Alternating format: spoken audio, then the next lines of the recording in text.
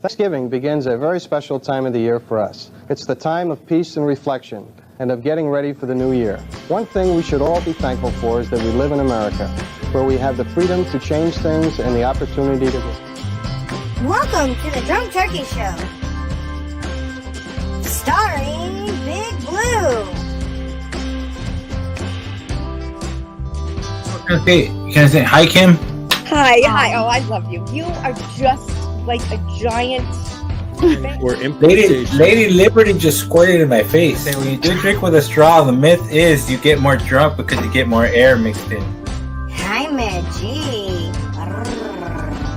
Like, you know how the fans going like this? It goes, ooh, Yeah. when it hits my butthole. Last time I went to Mexico, I stopped by a little stand and the lady had gloves. I was like, lady, take off those gloves. I need that shit. It wasn't. Why not drinking beer so you can feel good and like it tastes good?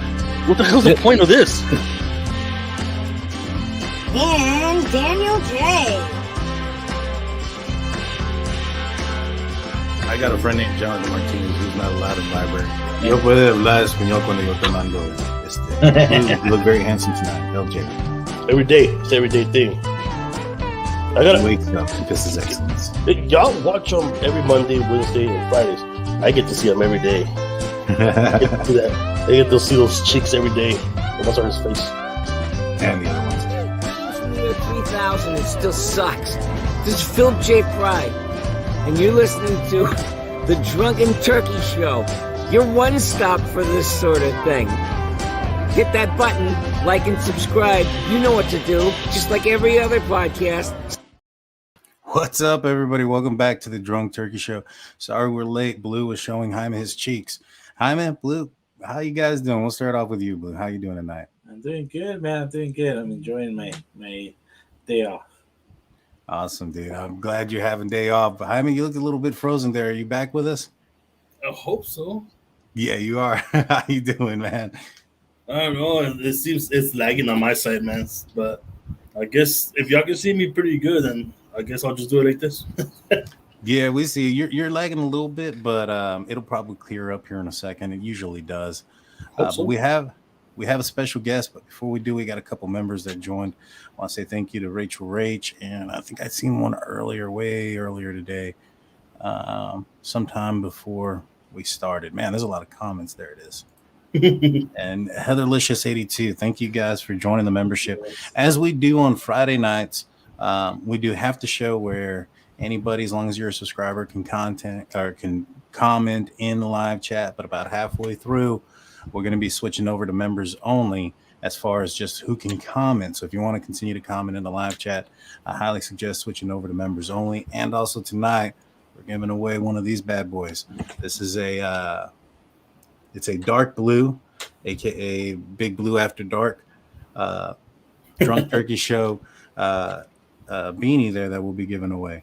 So, Blue, are you drinking with us tonight? Yes, sir. I was about to bring that up. So, I found the impossible to find in San Antonio or in Texas sometimes, and I had to get the whole case. They're called, you can't see it. It's called Cantaritos Hard Soda. So, it's Jarritos soda, Mexican sodas with alcohol in them. Yeah, I bet you that hits hard. They've been sold out for the last week, and I went to HEB the day before work and picked myself up a pack when I saw them. Dang. I also was gonna pick up the Monster, the hard Monster, the one that has alcohol in it, but I said, I don't know what. We'll do these first, then we'll do the others. Monsters had a lot of cases there. Dang. Oh, Hyman just jumped out real quick. So we have a $11 super chat coming in from Mikey. I want to say thank you, Mikey. He says, hope all is well with okay with the baby bro. Small gift from Canada. Thank you so much. If those that don't know, my wife is pregnant. If you hear 2 knocks, we got to go because she's due anytime. But we do have a special guest tonight. None other than Lana from Truth and Transparency. How are you doing? I'm good. How are you guys? Look at I get 3 of you guys tonight. Yes, ma'am. Yes, you do. Hold on. We have another member, Marsha Marie. Are you drinking tonight with us, Lana? Yeah, I mean, I figured I would toss a couple fireballs back with the boys. Yeah, why not? Nice. So wait, cheers. Are we gonna cheers? Salud. man. Yeah. Cheers to the Man. to the breaking news all week. Every day it seems like something's popping off. Right. Cheers. Yeah. Oh, True she's story. I am drinking water just because if the baby ends up coming, I got to drive. So. Oh, okay. That's probably smart. It's good. All right, Jaime, are you cheers, drinking yes. with us tonight? Dude, I was running late. I didn't get a chance to pick up anything. I mean, I do have a beer downstairs that I can go get. Well, A little if you chat wanna and your get that. members and your subs and your mine, and thank you for your moderators tonight for modding. So thank you guys for being here. Thank you, everybody. Yes, thank you. Thank you guys. for We having me as appreciate well. you guys. Oh, you're welcome. Thank you for Awesome, coming on. awesome. Yes, Absolutely, I love having a good So- convo. You guys are always good. For sure. And you know, the main conversation that we all typically have or whatnot is the Bryan Kohberger case. And there's been a lot of stuff that's come out about it. I want to ask you your opinion real quick. Do you think there was a naked man running out of that house? You know, I don't know where that's coming from, but it wouldn't surprise me, but I don't know where that's coming from. Mhm. You know, honestly, I don't even know. I mean, that's wild, but I wouldn't. It's a college house, you know. Those houses are really close together. Naked, you know, I don't know per se naked, but maybe boxers or, you know, I don't know. True. Blue, what do you think? You weren't running outside of that house, right? No. We first wanted to clear that up. We've seen that in the comment section. They're asking if it was you that was running out of that house. Even if I was, they can't catch me. True story, man. What about you boys? Do you guys think that I'm sure you guys have heard, we've talked about it before, that there was a report that what Bethany had seen was a naked man running out of the back of the house. Now, there's a couple of things that don't make sense with that, just mainly the fact that she was on the first floor and the story goes that they ran out of the second floor. So those two things don't really make sense or drive, but we'll start off with you, Jaime. What are your first initial thoughts on that? Man, if that was the case, what's it called? There would have been a lot more evidence, you know what I mean? Yeah. I mean, if that was the case, but like, I don't think that there was. Maybe they're mistaken with the dates, maybe. Yeah. It was a different day, or maybe earlier that day or something before the murders. Yeah, that's possible. What about you, Blue? Yeah, I've been to parties, man. They get crazy. So maybe if it was a party night, yeah, I believe a naked man. I mean, I'm not sure if I sent the video earlier. There was a. We didn't want to see it. No, people were celebrating Fiesta too much this morning, and there was a that girl running down the street. I mean, I saw the video. Oh yeah. We did see that video. I don't like that kind of stuff. So the trick is, if you know you're gonna do that, lather yourself up with baby oil. Come on, guys. And when the cops try to get you, they're not easy to arrest. You slip right out of their hands. How do you know this? Get away. I think he's speaking out of experience, man. So, you know, back to that though, I don't see how that, even if it was true, let's just say she saw somebody running out naked. How does that exculpatory evidence? How does that say that it wasn't Bryan Kohberger running out there naked? You know what I mean? Elena, what do you think? What do you think that Bethany could possibly have that is exculpatory, that the defense wants to talk with her, which they have agreed to have an interview with? I think the timeline. I think it has a lot to do with the timeline. Mm-hmm. I think the timeline that to me would be very exculpatory if Bethany is able to say that people were alive, you know, after 4:30 a.m. Okay. So I think the timeline is that the people that could have been over there, you know, when she said she went to bed, who was all there. Mm-hmm. But I think when you have somebody that can impeach somebody's statements, but I think the timeline's a big thing. Right. And with the timeline, if for instance, if this had occurred outside of the time frame in which they stated, right, let's just say if it happened after 4:30 in the morning, then the white Elantra makes no difference because of the timing that it was in that area and things of that nature. So I understand that aspect of it. I tend to see, when I look at it, there's more evidence than just, Dylan's statement. They also did the phone dump on the records. I'm assuming that Dylan did call everybody, and that's why they got the phone records, and that's what they used as far as the time of the commission of the crime. I think that's what it was. Okay, what time did she call? She called at 4:21. She said she called after the fact that she saw somebody walking out of the house, and so I think that's where that phone dump or information comes from. You also have the vehicles being seen in that area, and then the noise, the thud, and all that other stuff that happens next door. To me, I thought maybe perhaps she put somebody else there. She recognized somebody's voice, and it wasn't Kohberger's because one, and we've had this conversation before, is when did they start to, zero in on Kohberger? I'm fairly positive that it was well after they talked to Bethany and Dylan. I'm sure they talked to those two individuals right away. And so they weren't aware of who Bryan Kohberger was at that time, possibly, unless, they knew him for other means. But let's just say they didn't know him, and she recognized somebody there. That leads me to believe that the person that she recognized wasn't him. Correct. I agree with that. Who do you think, if Kohberger is innocent, who do you think is suspect number one in your opinion? We'll start off with you, Lena.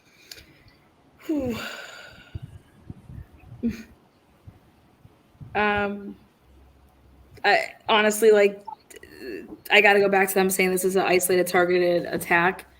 And so when you're talking about that, you're talking about somebody in the circle, somebody that they knew. Right. What about you, Big Blue? What are you thinking? I'm thinking it would be the ex-boyfriend. But the other thing I got to say, there's a reason why these bad boys are flying off the shelf, bro. I'm on the second one. Damn. The first one's a 5 out of 5. I'm not diabetic, but these bad boys will make me diabetic. You gotta be careful, man. That sugar and alcohol mix, and when it comes to Mexican Cokes, I mean, you go buy them at the store, they sell them sugar in 32-ounce cans, but these two flavors are always sold out. So when you want to buy them, you gotta buy them in a damn case. You buy them at Prime? I bought them at HEB at the HIB. For up northern people, they call our HEB a HIB. Yeah, and HEB for northern people is like a Kroger's or a I don't know what else that's out there. Piggly Wiggly. Yeah. So what about you, Jaime? Who's suspect number one if Bryan Kohberger is innocent? Not saying that he is, but if he is. Yeah, the only way he's not going to be suspect number one is if Dylan or Bethany put someone else at that scene, either after the murders or even close to the time of the murder. You know what I mean? Right. But when it comes down to it, I mean, we went through the whole motive and everything. I'll still stick with the ex, Right. Yeah, the ex to me also seems like probably first place you want to look at. Not necessarily saying that one of the exes is responsible or involved, but we also have to take into consideration. So that Bethany was on the first floor. What does that usually mean? That usually means that she was probably the most recent roommate there. She was probably had the least amount of time in that house. So who would she be familiar with when it came to the victims plus her, right? So I would assume, there's a lot of turnover in that house, things like that. So she's probably in that home maybe 9 to 12 weeks, somewhere around there. So whoever she identified, she must have known at least somewhat decently well if those persons or that person knew the victims. She was at the Sigma Chi house that night.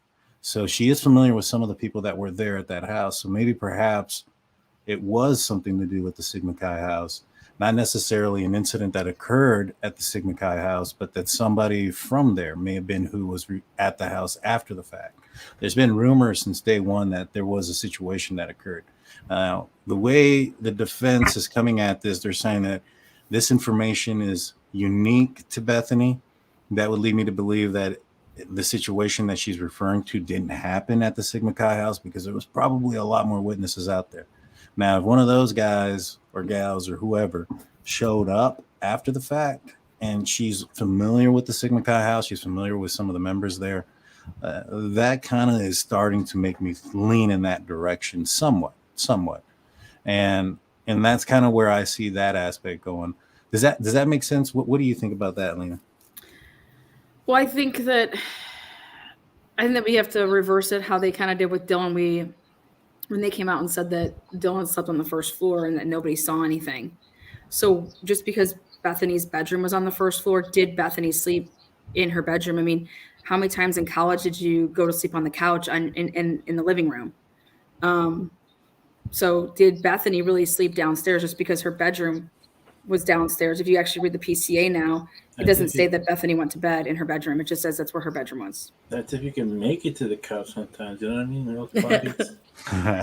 So I want to go back and look at that whole aspect of this whole time. We believe that they were both bathtubs downstairs. Now, well, true. I would agree with that. Like, could she been sleeping on the couch? Right.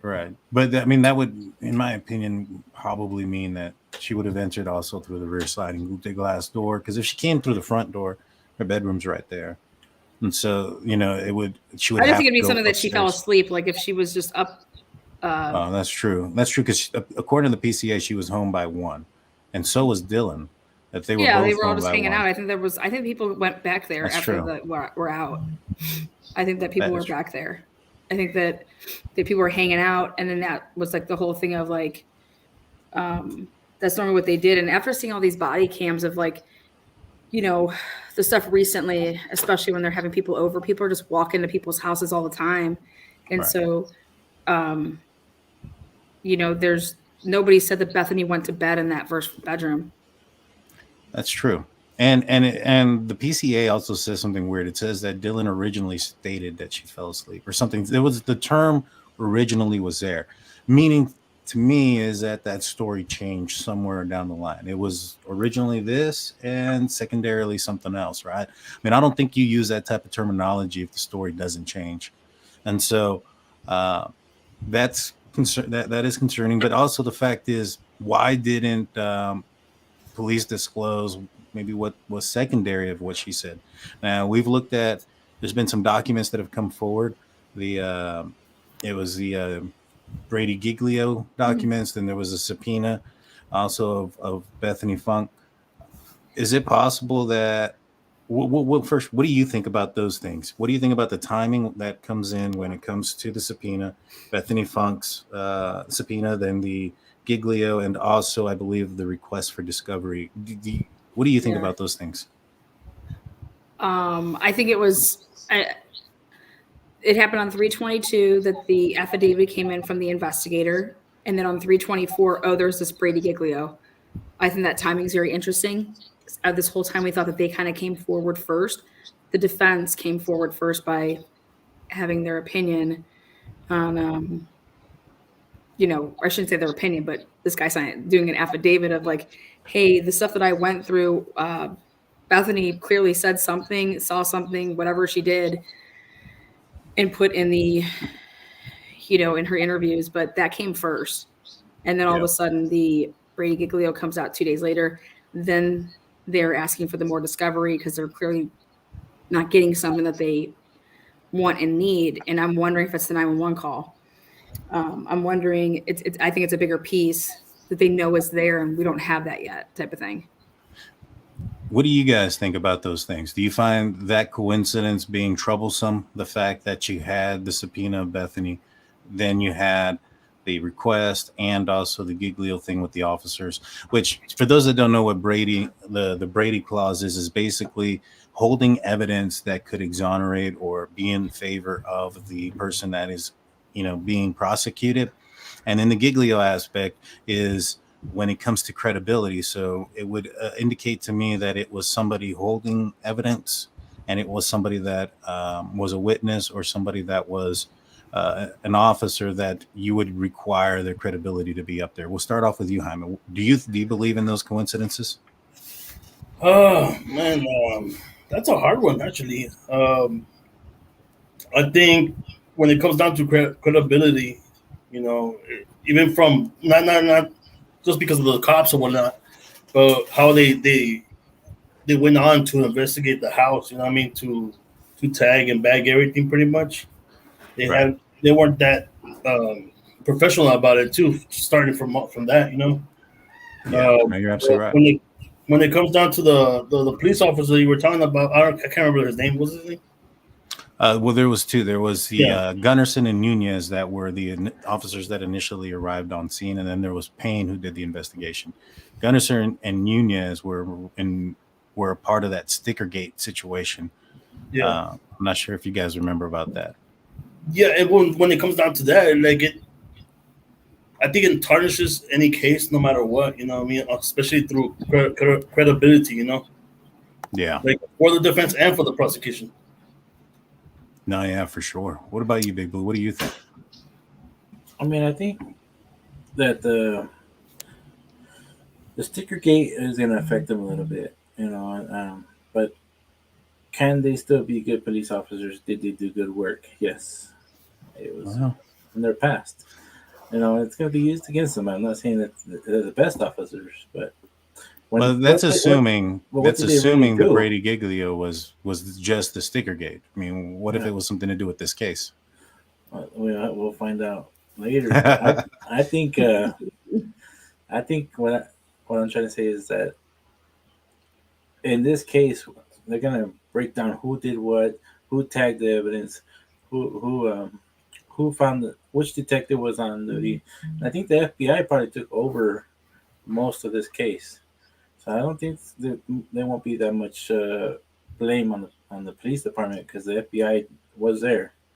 They had over 50 agents, right?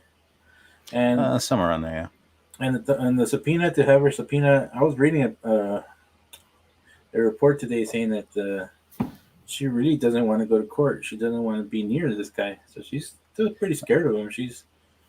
It doesn't say that she's scared of him or that she doesn't want to see this guy. She just didn't want to go to court. It's basically, I mean, we can speculate that she's scared of him. Yeah, I'm sorry, but she did agree to meet with his defense team to talk about it. Yep, she wants to meet there, but she doesn't want to go to court and face him. That's what I read, but it could be also, you know, the report that I'm reading. It could be the reporter putting in their 2 cents too, like I'm putting in my own cents today. But I want to see how June comes up and see what comes out of this case first, out of her meeting up with the defense team. So Lana, you said that the 911 call is something that you're interested in. I am super surprised that thing hasn't come out yet. I know that you. I think it's very important. Yeah, I think you've done some work to try to recuperate that, and they basically, what did they tell you about that? Yeah, that's not good. They're not going to give that up. We try to get that early on. Yeah.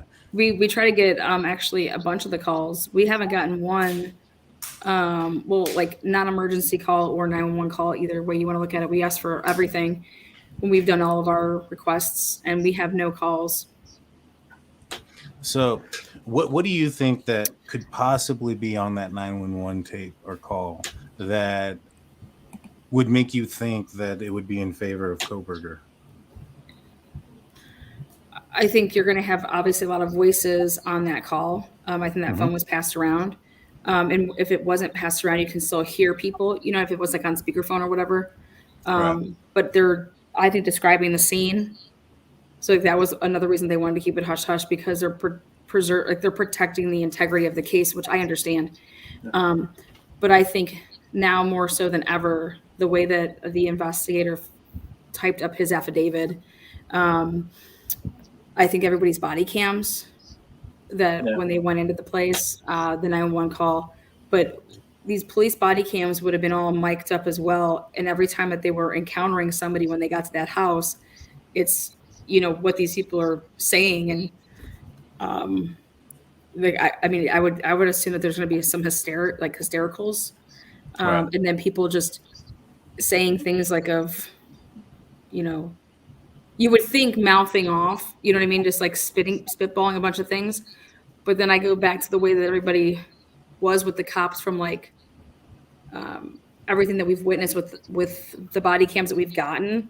And these people are, you know, running from cops and not wanting to talk to cops. And so I think it's going to be really, really interesting to see how all of them are reacting to the cops in this situation, because we have past situations like this Hunter kid. We've seen him interact with the cops before. So then if he's really on camera, to see him how he would be acting in this situation compared to, let's see if Hunter's lying, because we know Hunter was lying about not knowing who lived there Right. when he's seen on stuff. And this is no knock to him. Like, I get it. Like, I was in college, like, you know, it is what it is. But we're talking about people being murdered. Right. And if that's not the time to, like, if you have, in that situation, the last thing I think I would be thinking about was underage drinking or even smoking weed or even any type of drug at that point. Like, your best friends you're holding them. You know what I mean? Right. They're Right. dead. I think that the body cams, depending on how that sheath should be seen on body cams. Right. I was going to ask you, what would your thought be if Gunnarsson and Nunez's body cam is not functioning properly that day? Because that's been a situation with them before. And if that's the case, anybody in that courtroom that says that this man's guilty and they're doing that type of shit, no way. Yeah. That's problem. That's problem. I think it is too. That's unfortunate. And that's not that's sad. Yeah. I'm not saying that it is. We have no evidence that I would be if I was a parent, I'd be one upset person. Right. Exactly. Yeah, And so go ahead, Blue. No, one of the things is that we try to leave still like a nice picture for the parents instead of trying to run down the families, because they lost a family member. Yeah, absolutely. Right. No, of course. Their precious children. And, sad. We try to keep that alive, but we still try to talk about the case because it interests us. Mm-hmm. Right. And that's why we're all here. I mean, there's 1,100 people here tonight. Thank y'all for being here. Yes. If you guys aren't subscribed, please hit that subscribe button and hit that like button. Let's get that going. Going up. Let's get the algorithm that train going. running. And we passed 36. I might do a shotgun tonight. Oh, geez.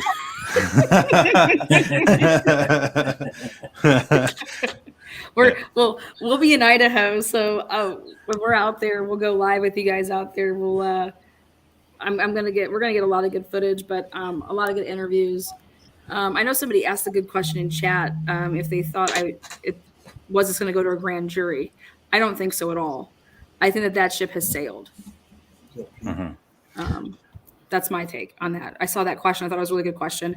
No, I don't think that they're going grand jury. And if they do go grand jury, then that's actually, I think, more favorsome for the defense because the whole reason that you arrested Bryan Kohberger is because of all of the stuff that you have. Right. So Yeah. I don't think this is going grand jury. Yeah. Well, for me, I felt like when you look at the probable cause affidavit and the manner in which they found Bryan Kohberger and how they got him, that they anticipated, and I think it's there in the search warrants. You read between the lines that they anticipated finding a lot of evidence. My thing is, what if you don't? You go in there, because they're expecting to find evidence of planning, evidence of premeditation. Yeah, communication, stalking, which I think that aspect has come forward. But it also kind of comes down to like I think the mainstream media has kind of painted a picture in a certain way that has made it very difficult to it's made it difficult to trust them. I mean, you're coming out with naked people running out, you're coming out with trying to call Bryan Kohberger from a burner phone, things of that nature. It just doesn't even make any sense. I don't even know why people are watching that. Yeah, we saw. I agree, Daniel, 100% right there. Yeah, mainstream media is being really crazy. Listen, we got a super chat real quick. Do you guys know the list and PCA changed? Did it? The probable cause affidavit change? I haven't seen that. I know that there's multiple affidavits that are out there, and that those affidavits are there's some different stuff in there. Like, for instance, I think I can't remember off the top of my head, but I have them here. I want to say thank you to Sony. I'm sorry I'm distracted, y'all. I'm a huge Steelers fan, and the draft is up, and the Steelers are next to pick. And so I might be looking to my right a little bit. I apologize to that. That's, who have the Browns drafted so far? Do we even have a draft pick yet? We've been giving all of ours away. We got a receiver? Yeah, they got a receiver here recently. Let me see. I'll just they got a receiver, and that's it. That's what I thought. Yeah, they gave up a bunch of their stuff for their quarterback. For So, nobody. Yeah, yeah. for our quarterback. I think that they were hoping on these search warrants to get stuff out of the car, stuff out of the apartment, stuff from his person, stuff from his workplace. And if that all comes back as nothing, what happens then? I mean, how do people gonna be like, yeah. I think they were hoping to get DNA from the car. I mean, you would think if this person got into a vehicle right after being all bloody and not just like his, could possibly be his blood, but we're talking about 4 different people's blood. And this isn't going to be in that car anywhere. I think that's what that was their main bet. Well, that's what I would think it would be. Yeah. But I don't know if they found anything besides the stuff that's listed. Right. Yeah. Unless Kohberger got naked before he ran out there and put his clothes in a bag. And I mean, DNA? Right. Well, let's just say he had coveralls, the whole 9 yards, right? He does the assault on the 3rd floor, then he goes down to the 2nd floor, commits that assault, and then at that point strips naked and puts his clothes and his shoes and everything in a bag and runs outside. That way there's no blood dripping off of him. There's none of those things, no footprints being left behind, except for one apparently. And I don't even think that's his. Yeah, I don't think it is either. I don't even know if it's from the same day. Yeah, I totally. I think that I don't even know if it's a full print. Right. No, I don't think it is. It said that they found because if it was a full print, then I think they would have been able to determine that it was for sure a Vans type of shoe instead of similar. Just seeing the cross pattern doesn't indicate that, and I think that you would indicate the size of the shoe print, because that would be important, especially when you find somebody. Like for instance, if you found a footprint for a size 8.5, that's not going to fit Kohberger's size 13. And don't you think that it would have been visibly seen, that you wouldn't have to go through all that to find that if it was from that night or early morning, whatever, of like what was on the ground that footprint was there to like leave that? Well, they didn't see it. That's what I'm saying. Like it wasn't like it was like blood and it was like, oh my God. Right. And for me, when it comes to that, like, it just doesn't make any sense. None of this damn case makes sense. I'll be honest with you. There's so much of it just doesn't make any sense. The fact that nobody called 911, the fact that 2 people were left, somebody, he saw one person supposedly. But let's just say that Bethany's statement contradicts Dylan's statement. That doesn't still exonerate Kohberger, in my opinion. What do you think, Jaime? Nah, man. The only way they're gonna name someone else. That's what I'm saying. That's it. Mm-hmm. That's it, and especially because of the timeline too, with with Kohberger and his phone and all that stuff.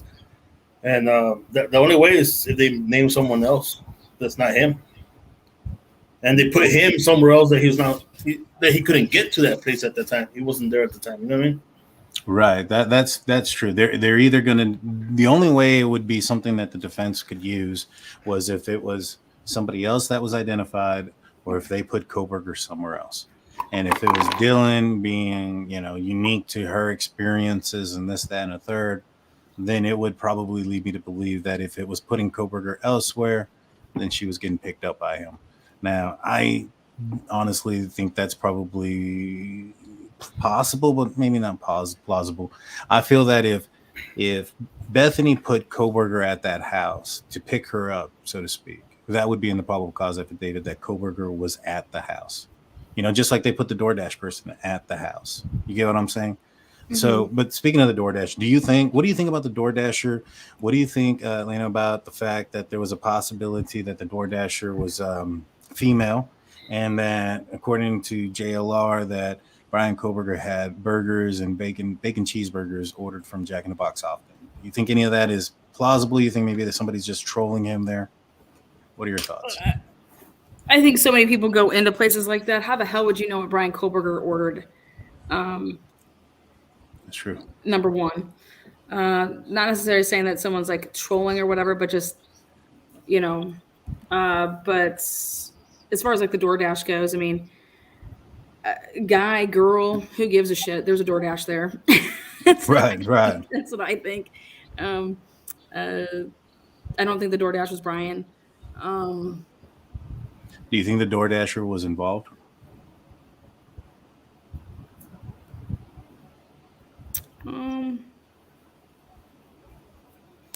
No, I don't. Yeah, I have a hard time believing it. I think there's so many moving parts to this because it's a college house. I watch these body cams because it's important just to see how things would go on. And everyone's saying, I can't believe that 911 wasn't called. I can't believe that, the police weren't called. In college, you're not calling the police. That's just, they don't want the problem of the police. Your frats and sororities are teaching you not to call the police. And this is something I didn't know that they taught you. So you mix that with, why would you ever think that your roommates are getting stabbed to death? You wouldn't think that. Even if you heard them like scream or whatever, like my first thought wouldn't be that they're getting murdered. And then if I go to sleep so late in like the night, I'm not going to wake up until so much, later, So that to me, I'm fine with as long as the phone data supports that. If your phone data shows that you woke up and your phone started walking around at like 8 a.m. and you made all these steps, then that's where my problem's going to come in, is you were walking around with your phone. Yeah, I was just in my room. Oh, you just made 150 steps in your room, or it was 300, or it was 5, whatever. That's where or like you said, you went to bed at 4, but your phone's walking around with you. And like, so that to me is where the problem's going to come in for me, is if your phone is showing that you're registering steps and you said that you're sleeping. Yeah, no, that does bring an issue there. I think we got the guy. Sorry, Steelers made a pick, and I think it's the guy that I was hoping for. That's why I got the little fist pump, guys. I apologize. Okay, who'd you guys get?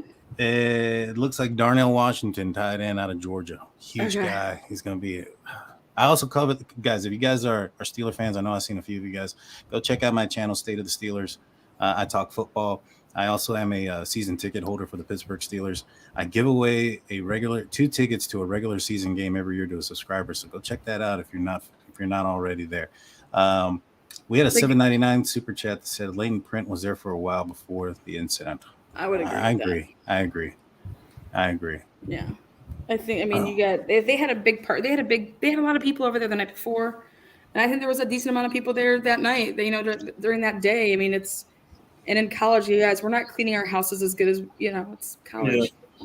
Yeah. Going back to what you said, that the first thing that you think is not going to be that your roommates are being murdered, right? But like even in Dylan's case, right? Apparently, like she didn't think that was happening, but yet she still supposedly got like shot from it. That's why I think she's full of shit. I don't believe any of that. You think? Let me back that up. I'm not saying Dylan's bullshit. I'm saying that whole thing of how they're saying that happened. Mm-hmm. That to me is coming from a police officer. We don't know which one, because it's a collective unit right now. Yeah. So we don't know who's actually writing that down. And right now, everything that the police have put out, in my opinion, has come back to bite them in the ass. So why would I want to go out and believe that right now? Because like they said, everything. You think they're putting that in there because everybody was prosecuted? It helps their narrative. I don't know. It's just hard to believe that she saw like the bushy eyebrows, the mask, the weapon. It's hard to believe that they were so descriptive of, she opens up the door, she closes the door, she opens up the door. Who does that 3 times in what, like a 12-minute period, 10-minute period?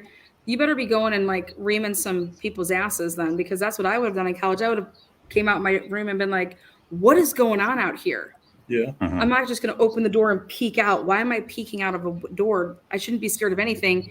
I should be opening it because it's loud and it's disruptive. And I'm like, what the hell? Yeah. Or I should be Right. texting my roommates to say, texting them or calling them, be like, dude, what is going on? Yeah. But you would never open up a door and peek out and look. It's just not what you would do, in my opinion. Even if you did peek out, like, what's the most you could see? Just the kitchen and that part of the hallway? But why would you be peeking Right. out? Even if you did, though. Well, I mean, if she did hear the commotion in the manner, I mean, I would assume that there would have been a commotion there. You know, like there has to have been. Like, so the way the probable cause reads out, it says that somebody said that that Dylan heard somebody say there's somebody here. I would assume that was you know, Xana telling her boyfriend Ethan. I would assume that he would have woken up at that point. So he would have been attacking two people at the same time that were awake, right? Also, we have to figure the fact that he'd already gone and committed this heinous crime to two others. So it's not like he's going to be fresh. He's probably going to be tired at that point. The adrenaline, is it still going to be there? Probably, maybe for the first person. But adrenaline doesn't last like that unless he's on drugs. And if he's on like PCP or something, then that's a different story. That's a huge different story, right? But if he's not on drugs, I find it very difficult for this person to have committed this crime by himself, you know, with four people and not get scars from scratches, cuts on his arms, his body, you know. And the thing was, when it comes to Kohberger, he went to work the next day on the 14th. He went to a doctor's appointment. He kept all his things. And when it comes to in the $2 super chat, what do you think his alibi is going to be for that night? And it's probably just the fact that he went for a drive.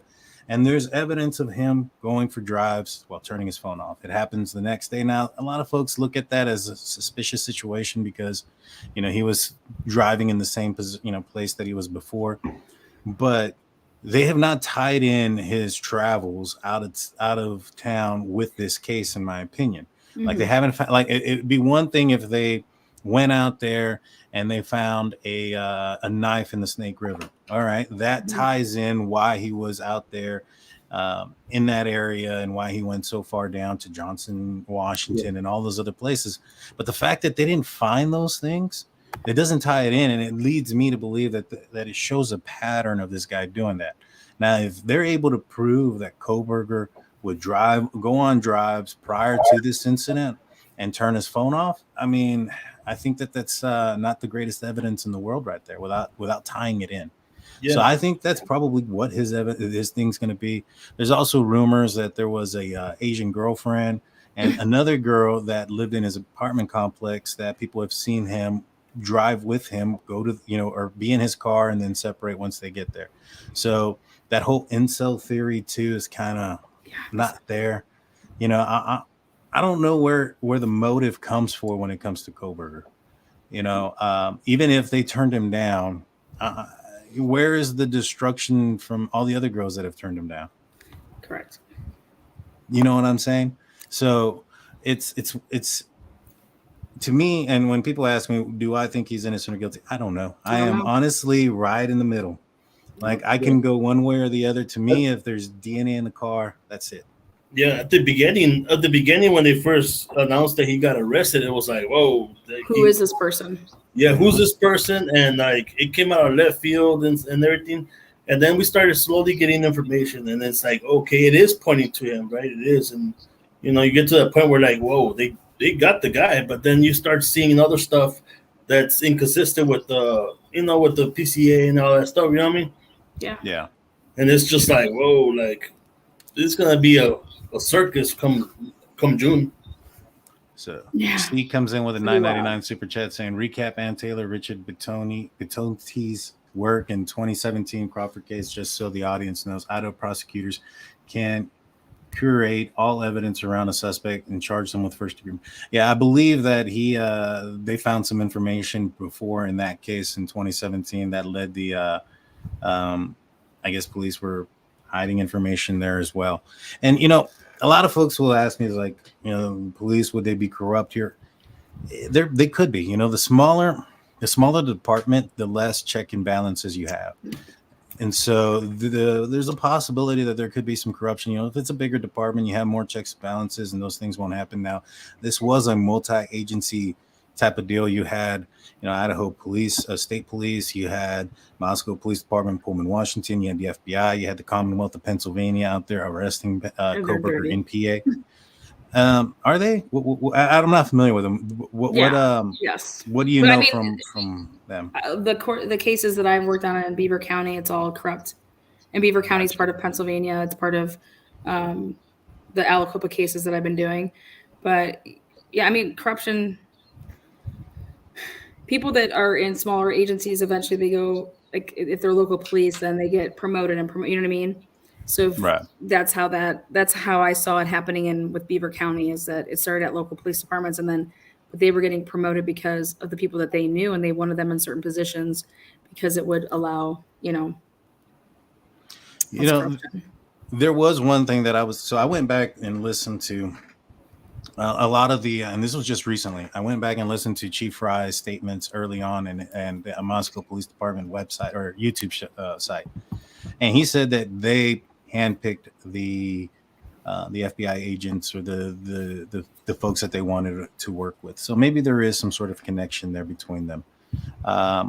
There's been some speculation. I don't know if you're aware of this, but apparently somebody named Susan Payne had purchased the house next to the Kohberger's residence in Pennsylvania. I saw that. I haven't seen a connection outside of just that last name. Have you found anything that would lead you to believe that they're connected? Yeah, I just saw the last name. Yeah. I saw the same thing that you guys saw with the last name. It's I don't, when I see stuff like that, I don't believe in coincidences, but at the same time, when you look into something and it's not there, you just can't go connecting dots that aren't there. You know what I mean? Right. So right now, no, I don't see a link right now that it is related to Payne, but the last name is the same. Yeah, it is. It is. In fact, when I try to search this person, Susan Payne or whatnot, one of my friends from my hometown popped up because their last name is Payne too. And I was like, I don't think they're involved. I don't think my buddy is. Daniel, is it your friends? Don't you lie. Right. Maybe so. But they've been wanting to move out to the country. I just didn't think it'd be that far away. That's funny. What do you guys know if you're having a boy or a girl, or is it a surprise? We know. We're having a little girl. Her name's going to be Rogan Page. Okay. So if she follows my footsteps, throw that on you. Yeah. If she follows my footsteps and decides to report on things, she's going to have a YouTube show in the next 20 years or so called The Page Report. I'm already putting it together for her. Oh, see, there you go. Yeah. She can follow right along. Yeah, exactly. That's Make sure you like and subscribe when we make that. Her and Jax can do a show down the road. There you go. Look out. Thank you, Angie, and thank you everybody who's become a member and all 1,300 of you guys in the live chat. We truly appreciate you guys. Thank you for being here. What about the ID? I want to ask both of you guys. There was a ID found that it's been, the wording on it is kind of odd. They say that it is connected to one of the persons in the house, not so much necessarily the person in the house or a person in the house. Jaime, we'll start off with you. What do you think about that ID, and do you think it is evidence that leads more towards guilt for Kohberger? If it's not directly connected to the victims, then no. You know what I mean? Mm-hmm. But if it is one of the victims' ID, then obviously you can tell that he was already scoping it out, stalking maybe at this point. Right. They didn't say anything about being they just said ID. They didn't say no driver license or anything like that, right? They didn't specify. Right. No, it didn't specify. And I will say this, that seems kind of odd, is in the search warrant where they recuperated that ID. In my opinion, that would be important evidence that would require. I would have gotten a warrant for it separately. Once I saw it, I would have left it where it was at, taken pictures of it, gotten a warrant for it. And not just leave it so vague as to ID cards in a glove. What do you think, Lana? What do you think about that? situation. Yeah, there's no proof that it was anything other than IDs in a card, or in a glove. So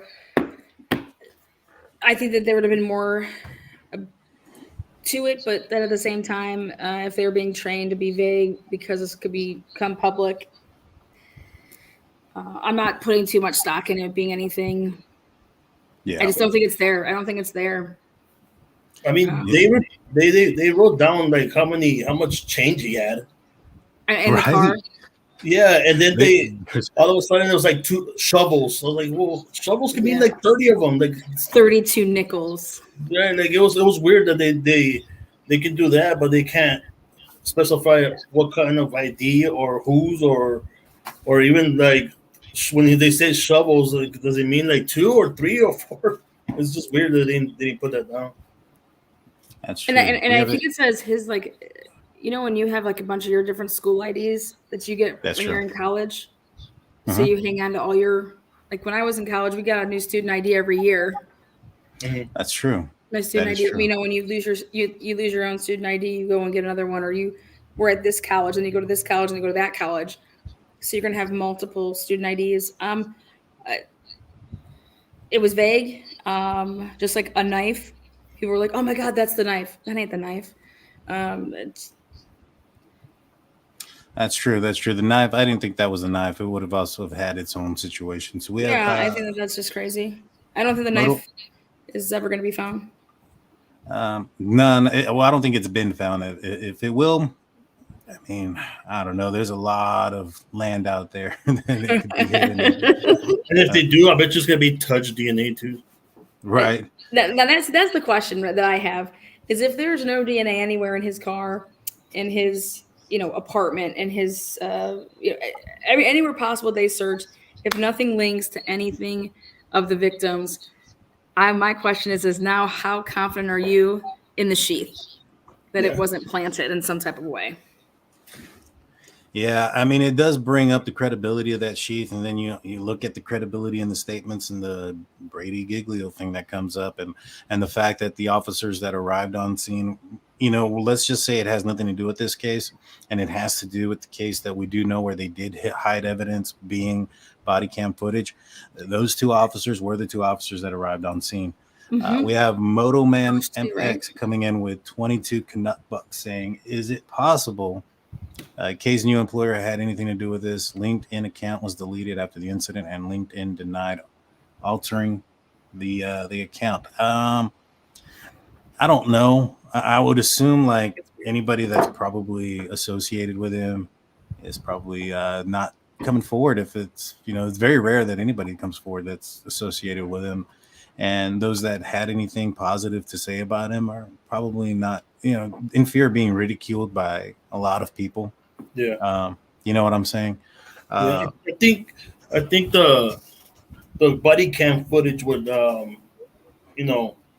solve that mystery if the sheath was there, right? Or everybody got there, or after the cops already had the scene under control. Yeah, I mean, what about when they go through all this body cam footage and there's no sheath there? How does that, how do you guys feel about that then? Because remember, Blaker said he didn't see it. And I just would think that there'd be some type of conversation. I think me and you talked about this, Daniel. If me and you were walking through a home and I saw something, I'd be like, "Oh my God, look right there," right? Like, look at that. What is that? Is that a sheath? You know what I mean? Mm-hmm. I think that conversation would have been had. And my guess right now with everything that we've kind of heard and saw, I don't think it's there. I don't think they talked about that. I agree.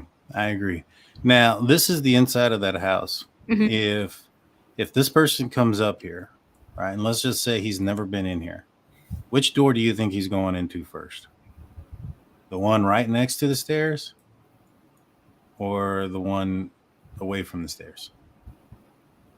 I think he's going to go to his first door that he sees, but then I thought the same thing though when you walk into the house.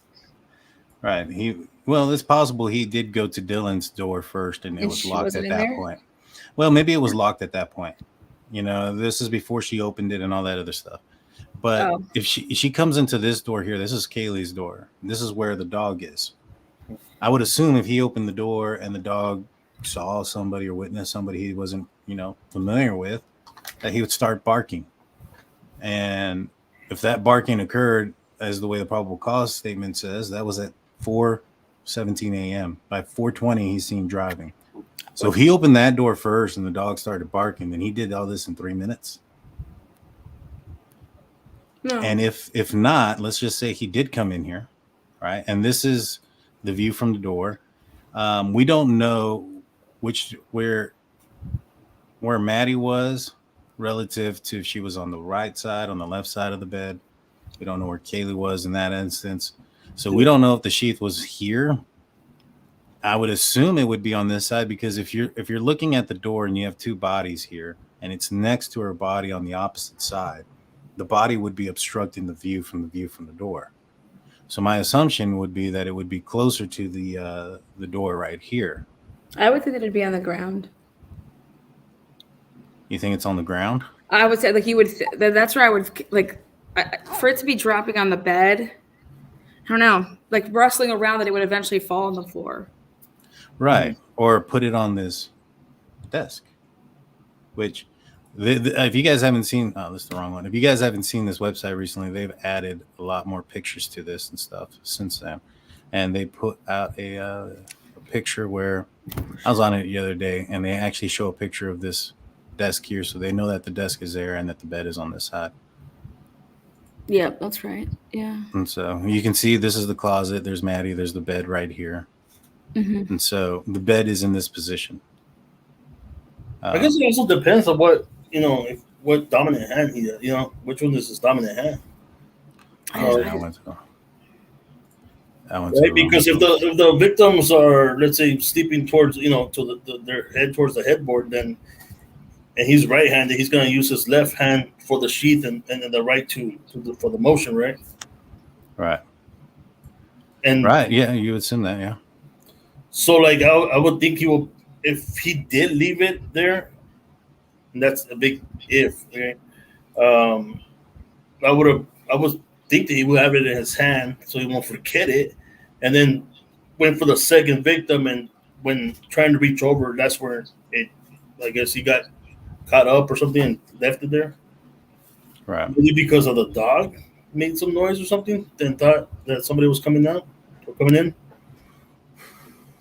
and try to get out of there. But even if that was the case, why would he go downstairs still? Right. That act. Right. Yeah. It doesn't. If his target was on the third floor, and let's just say he went into this room first, and then he went into Kaylee's room, and that's when the dog started barking at 4:17.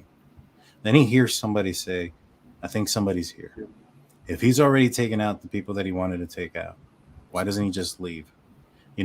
My assumption was, and it kind of contradicts this, my assumption was that perhaps, he thought he had to get to whoever said, "I think somebody's here," before, they called police. But then why not have to get to Dylan when he hears Dylan yell at them?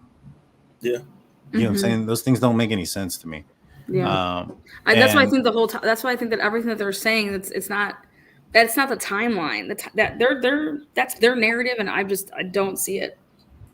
I agree with you. It doesn't help that they were intoxicated too, right? At that point. Yeah, well, yeah. I mean, we know for a fact that Kaylee and Madison were intoxicated that night. You can see it at the grub truck video. They were feeling pretty good. I mean, Maddie was definitely intoxicated. Oh, yeah. I think both of them were. I mean, you can see when Kaylee's trying to take a picture of either herself or of Maddie at the grub truck, she's like falling over and doing this number. And so, I mean, and there's nothing wrong with that. There's nothing wrong with that at all. No, that's the thing, is that they did everything right. Like Mr.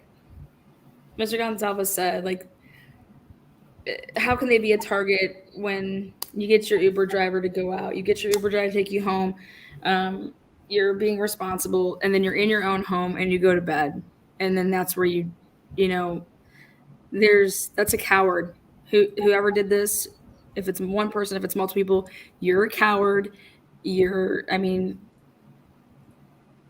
Especially if you're like all got your gear on and stuff like that, just you're a pussy. You're a coward. And anybody that does something like this is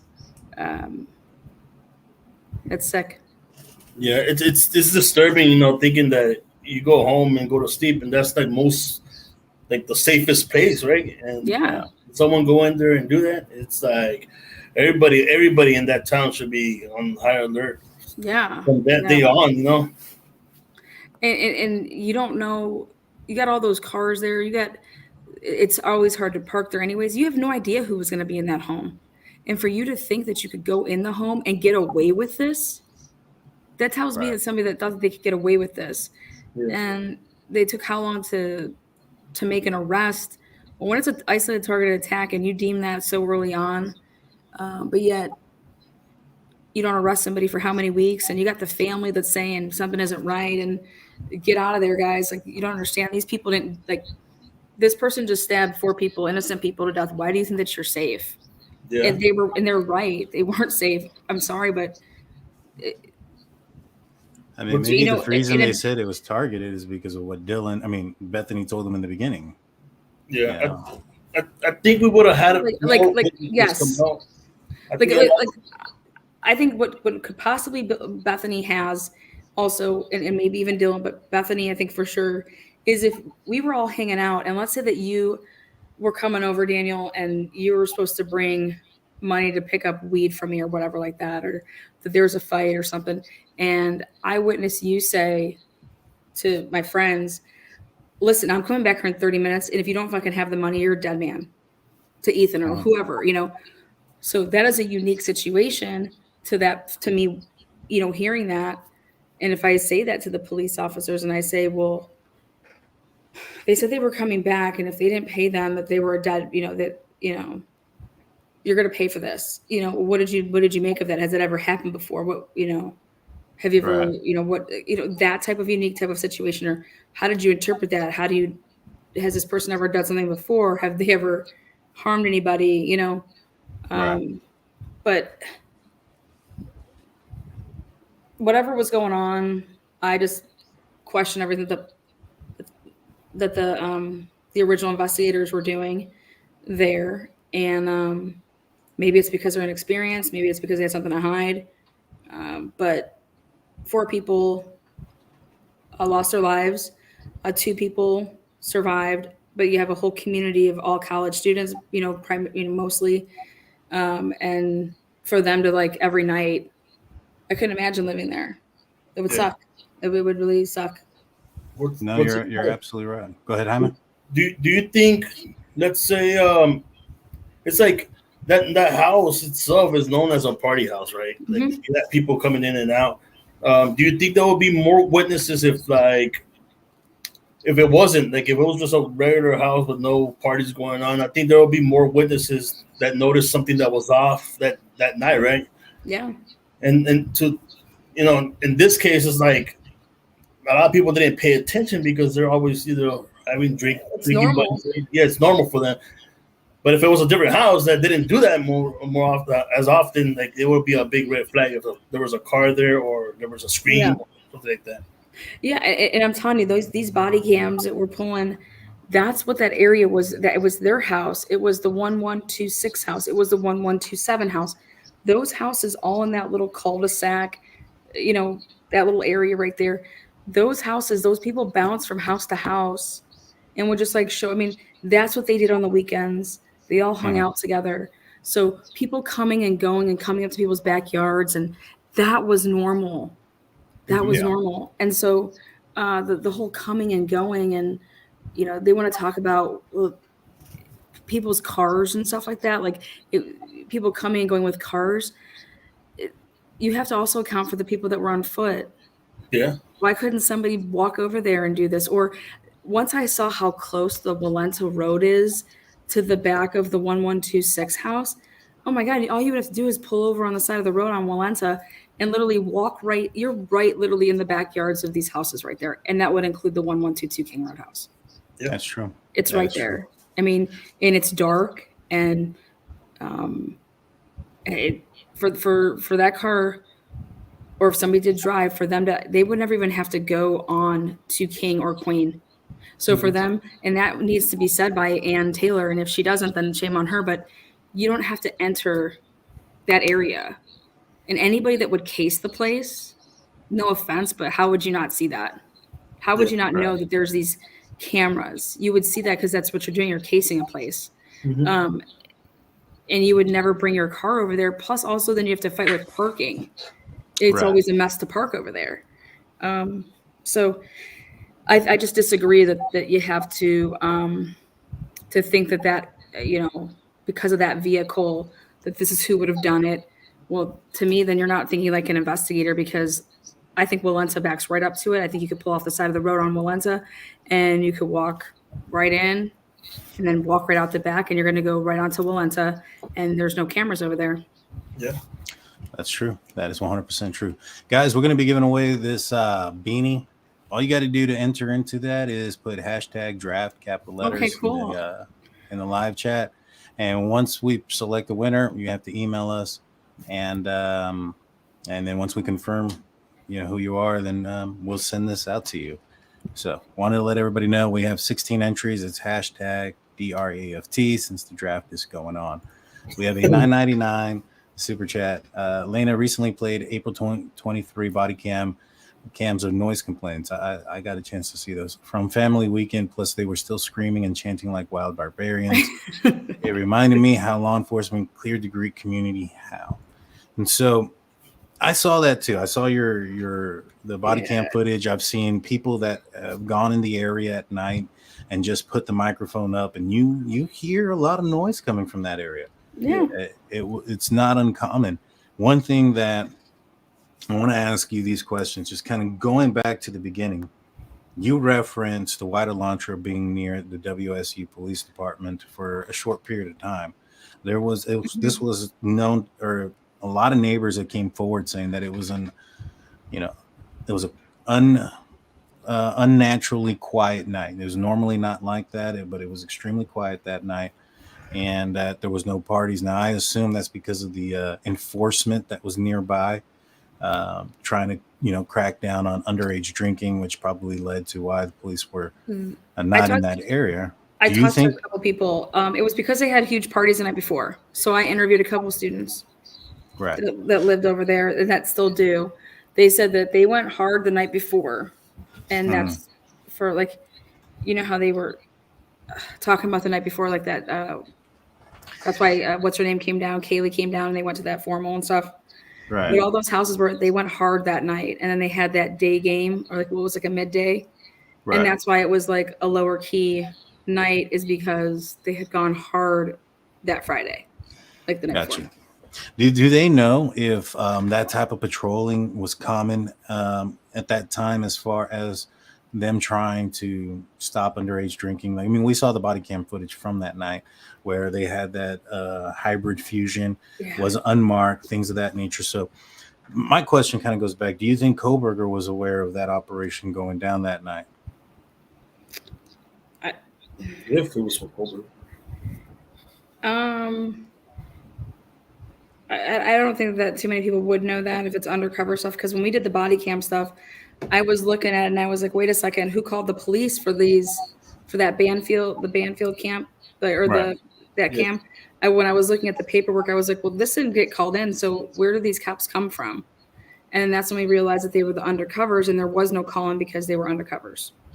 Right. So there's probably a lot more footage actually out there, but then they started taking all that stuff down off the site. Right.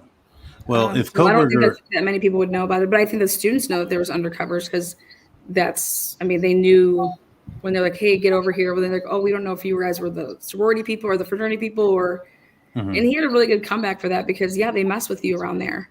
They should have fucked with you. That's what he's basically, saying that, why are you running from us? And he's like, well, because why wouldn't we? Like, we get messed with all the time when you walk past the Sigma Chi house. And that's what he was alluding to. And I thought that was a very plausible, and the guy said it. I think he's like, okay, that makes sense. For sure. The haters gonna hate comes on with the $5 super chat on hashtag draft. It looks super weird if she was. Right. Well, I mean, we have no choice. You guys are gonna see it live here. Oh, yeah. And we'll be pulling this out in the next 30 minutes. 30 seconds. I'm sorry. Oh, it goes in 30 seconds? How does it work? Oh, I just got to hit draw, but I'm gonna give it a full. Oh, you guys hit your hashtag draft. Come on, get up in there. You get to 40.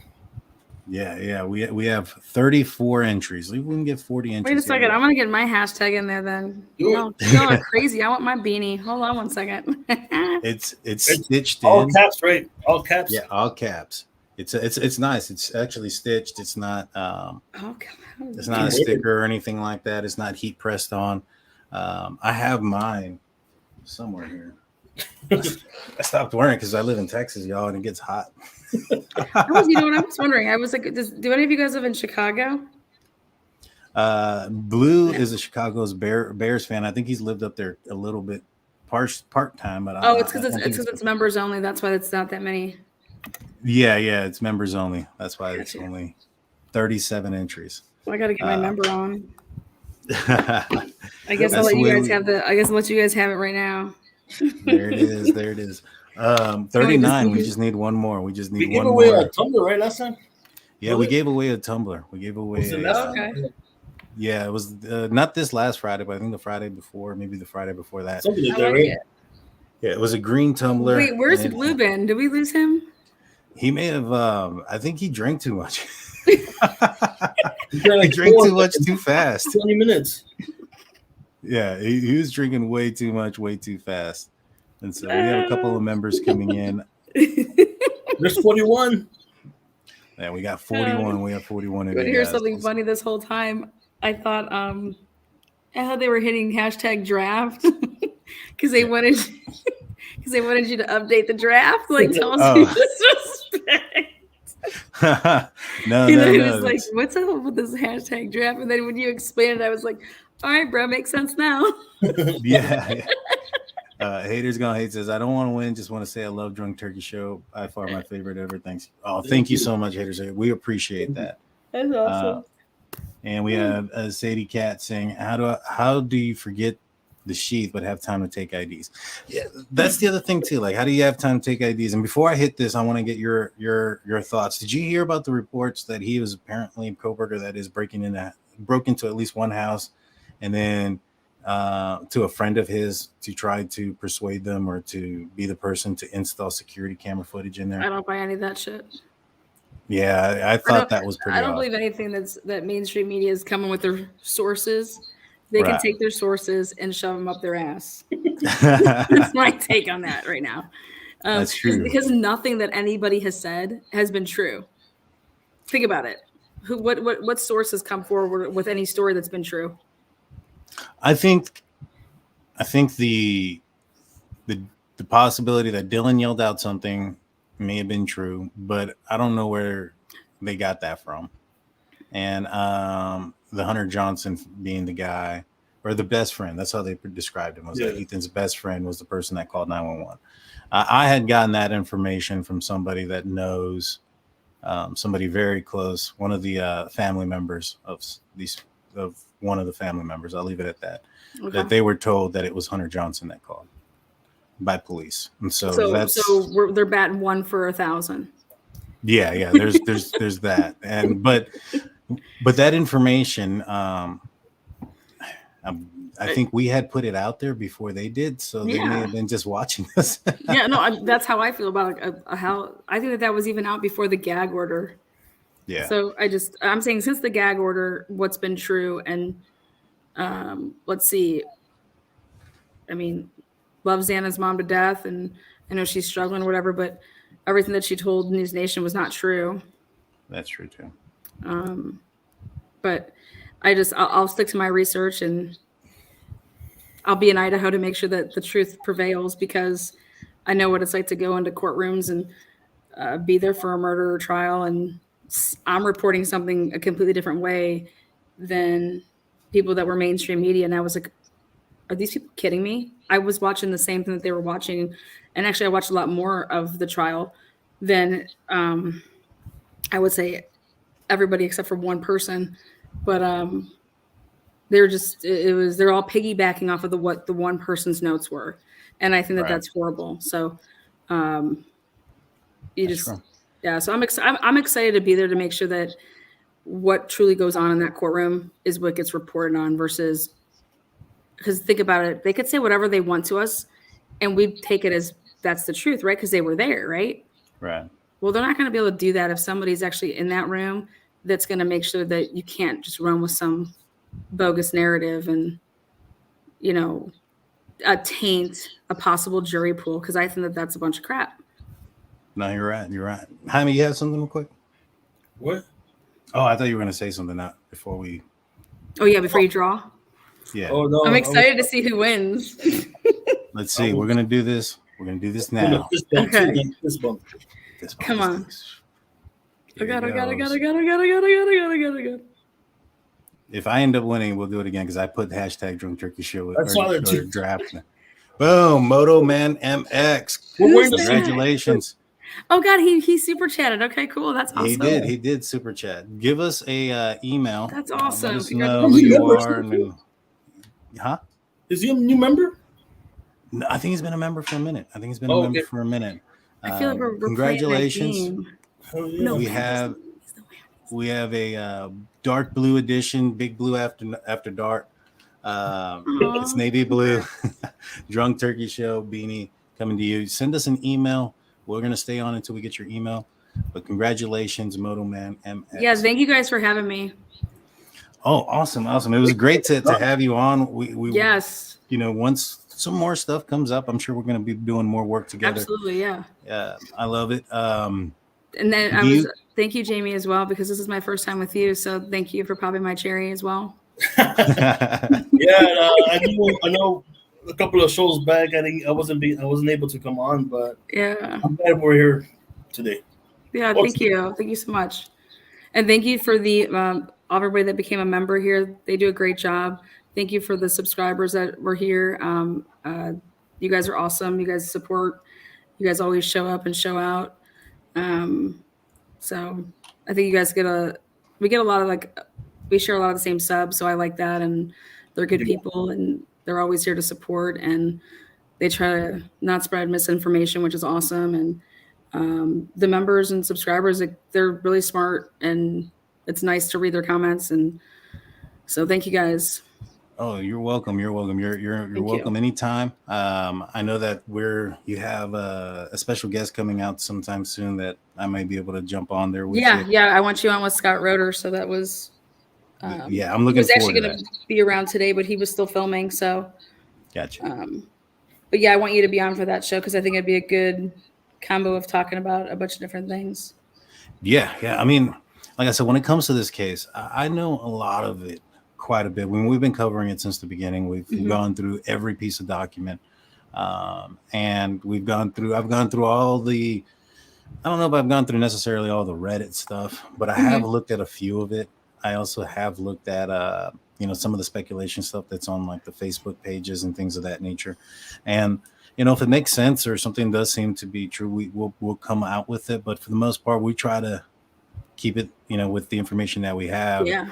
And, so the stuff that you're able to put out there with the body cam footage and things of that nature is awesome work. You do awesome work. Thank you. Appreciate that.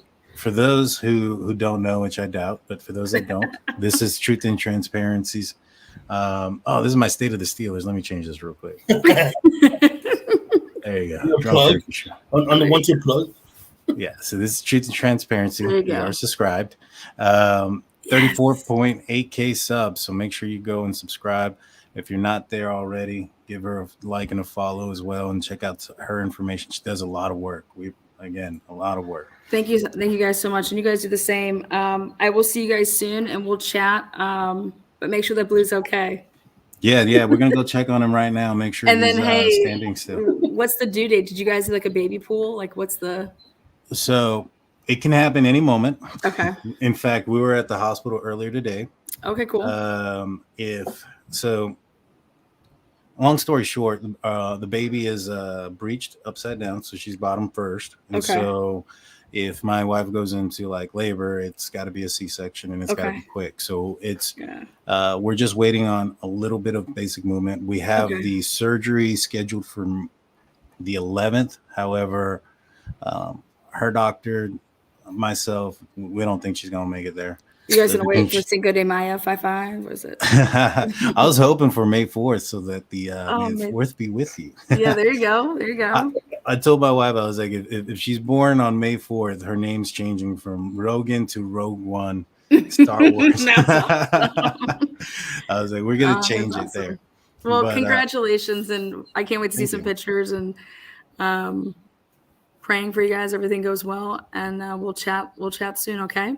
Sounds good. Thank you so much. All right. Thank you, guys. I appreciate you guys so much. Take care. Have a good night. Okay. You have a good one. Good night, guys. Good night. And we have one more. Haters Gonna Hate with a $40 super chat. Thank you so much with that. Good luck on the birth of the baby. I appreciate that. Oh, yeah. Thank you. What's it called? Answer this one real quick before. Oh, shit. I accidentally hit it. Go ahead and put it back on. Okay. You know, I did want to actually bring that up to Lana, and I forgot. But I was going to ask her, what did you think about she has an alibi? You know, here's the thing. So if he didn't have to go upstairs. I think he was alluding that the target may have been possibly upstairs, right? Because he didn't have to go up there. And she has an alibi. Do you think they knew about the DoorDash driver? I don't know. I when we heard that interview, it was just like, it was kind of like confusing at first. You know what I mean? Like it could have gone either way. Yeah, no, it definitely would have. Or maybe perhaps he was talking about Bethany. Yeah, that's what I was picturing. You know, because I would assume that they would have known one of the persons may have saw somebody inside the house. Maybe not. I don't know. You know what? Here's the thing. And it comes to Jack, right? If Jack was a suspect in this case, right, at any point, and I assume that he was early on, I believe it was his aunt that came forward and said that they had suspected him heavily. And real quick, thank you, Truth and Transparency, for coming on, and also thank you for your $9.99 super chat. We appreciate that. Thank you. In that interview with the Goncalves family that Chronicles of Olivia had done, they had stated that he was there the next day and that he was on the phones with them trying to contact whoever Kaylee had called. So Kaylee's phone was in her parents' name, right? And so they didn't have her phone in their possession, but they had the records. They had access to the records. So they knew the phone numbers that they texted and the phone numbers that she called. And so they were calling those folks to get an idea of what was going on that night and things of that nature. If I was the police department, I'd probably limit what I'm saying if one of my suspects is there. Amy Youngblood, the way you purchase it's right underneath your comment right here. If you just click on this, that'll help you out. And thank you so much for your $4.99 super chat. Tomorrow or Sunday, I haven't put a date on there yet. It's probably going to be Sunday because I'll probably be watching the draft all day on tomorrow. We're going to be doing, at least I will. I don't know if the guys will. I haven't talked to them yet, but I'm going to be doing a members only live Q&A. It'll be just for members. The video will only be access to members. It won't be just like a members only chat like this. It'll be a members only Q&A. And then afterwards, probably maybe a day or two later, I'll release it so that everybody can watch it in a recorded version. Wait, is it a Q&A about the cases or just a Q&A about anything? Q&A about anything you want to know. If you guys, I may bring out my guitar. I don't know. Maybe we'll play some music. Sounds good. We'll see what happens. But what do you think, Jaime, about that? The alibi and his statement. It just confused me a lot, man. Like, I don't know why he would, say that unless he thought they were doing something that they weren't supposed to be doing. Well, he also said for a very long time, we want the alibis. The alibis. And, I'm just saying that, with Jack DeCour being there, and if he was ever a prime suspect, I would probably limit the information that I'd be saying to them as well. Yeah. What do you think about him contacting, people that she talked to that night to find out what they knew? Well, I mean, it's trying to find out as much as possible because of of the death of of his daughter Ex-girlfriend. or ex-girlfriend. I mean, it's just it puts him more into the atmosphere where it's like, oh, like it doesn't look good. You know what I mean? Yeah, you can look at it in two ways. You can look at it from like he's just trying to help. And you can also look at it from him inserting himself into the case. Yeah, because there's a lot of cases where the person who committed the murder is part of the search or inside wants to get as much information from the case of what they have.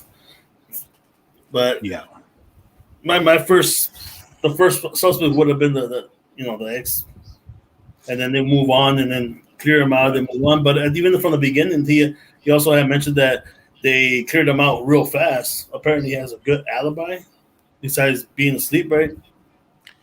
We don't know what his alibi is. Supposedly, there's rumors out there that he was according to the Goncalves family, he was asleep. That's why he didn't answer the phone. They said he didn't answer the phone because he was asleep. Now, I wonder if that's what he told them, because I don't think the police would have told him that.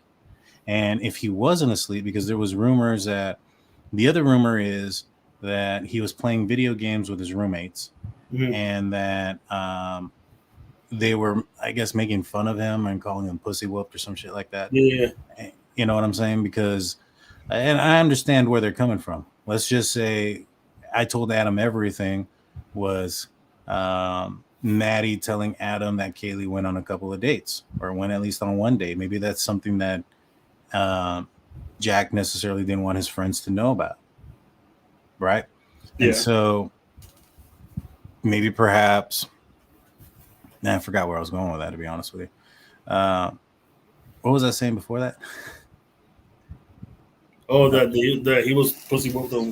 Oh yeah. So that was his alibi, right? So the thing is, if his alibi wasn't asleep and he told the Goncalves family that he was asleep, he's lying about his alibi. Yeah. And to their family. And so I'm not saying it's Jack. The police department came out there and cleared him fairly early. I tend to believe that if they had evidence on him, that they were looking at him pretty hard and they would have been able to put it to him. Yeah. But things just don't look good, man, sometimes. I mean, there was even that car that was found. It was a white Elantra, 2015, 2016 white Elantra found outside of his dad's workplace. And there was a guy that kind of, his face was blurred. Kind of looked like Jack that was driving it, though. And so, I don't know, man. I don't know. But Gina Walker says Adam is the one she went out with. I don't know. It's a small town with a big case, right? That's true. And what's the name of that singer, Sam Hunt? When you break up in a small town, you end up finding out that the girl you broke up with or your ex-girlfriend's dating somebody you know, right? Yeah. So, I don't know. See, so there's Big Blue. What you saw? Oh yeah, there is Big Blue. Sorry guys, something that came up, but everything got taken care of. Time for a cold one. Another one. So we know Blue is up and Blue is on alive. Hopefully he's still clothed. But with that being said, guys, congratulations. Let me check the email real quick.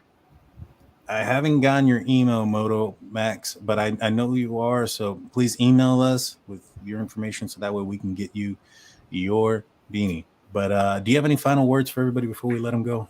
No, man. Just thanks for the members, the new subs, the people watching, and our mods. Lana from Truth and Transparency for coming on. Big Blue, and to you, Daniel. Thank you. No problem, man. Thank you, and we'll see you guys on the next live. Will be Monday. If there's some breaking news that happens over the weekend, obviously we'll put out a video. Yeah. And then we'll see you members probably on Sunday for members only live chat or complete live. With that being said, we are the Drunk Turkey Show. We'll see you guys next time. Peace. Later, man. Naked Blue went out the slider that does exist in the back of the house. The Kool-Aid man. I would have put Blue to do that.